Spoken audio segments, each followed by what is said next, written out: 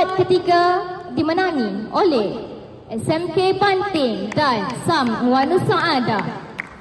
Dijemput semua kontingen, pengurus pasukan dan jurulatih daripada SMK Banting dahulu untuk sama-sama ke hadapan bagi sesi fotografi.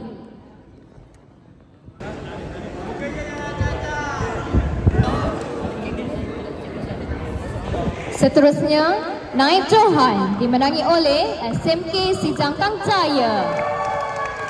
Dijemput semua kontingen, pengurus pasukan dan jurulatih daripada SMK Sijangkang Jaya untuk sama-sama ke hadapan bagi sesi fotografi.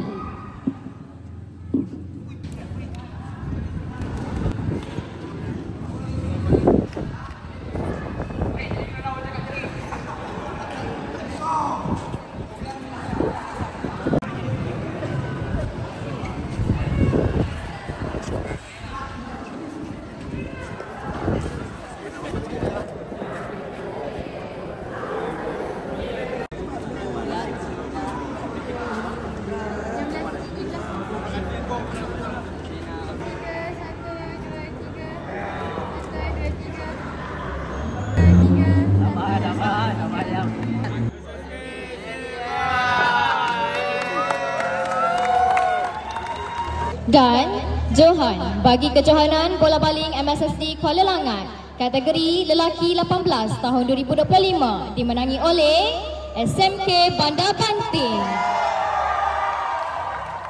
Dijemput semua kontingen, pengurus pasukan dan jurulatih daripada SMK Bandar Banting untuk sama-sama ke hadapan bagi sesi fotografi.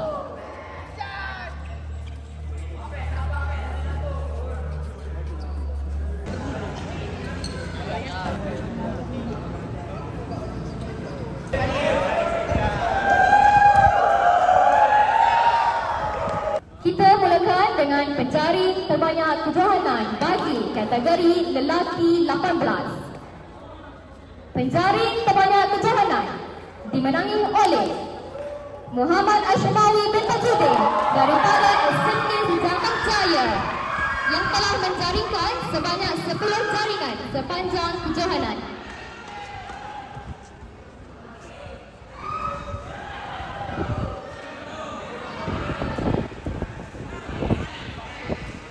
Seterusnya, penjaga gol terbaik kejohanan baginya, saya akan umumkan pemenang bagi pemain terbaik kejohanan bagi kategori lelaki 18. Pemain terbaik kejohanan bagi kejohanan bola baling MSSD Kuala Langat kategori lelaki 18 tahun 2025 dimenangi oleh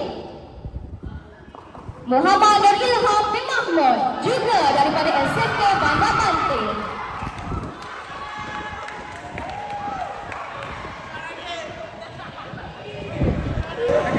Dan kini tibalah masa bagi saya yang paling mendebarkan. Saya akan umumkan pemenang bagi Johan Keseluruhan Kejohanan. Buat makluman semua, Johan Keseluruhan Kejohanan pada tahun ini telah dimenangi oleh 2 buah sekolah. Dengan kumpulan mata sebanyak 53 mata, Johan Keseluruhan dari Kejohanan Bola Baling MSSD Kuala Langat kategori lelaki 18 tahun 2025 dimenangi oleh SMK Bandar Banting dan SMK Sijangkang Jaya.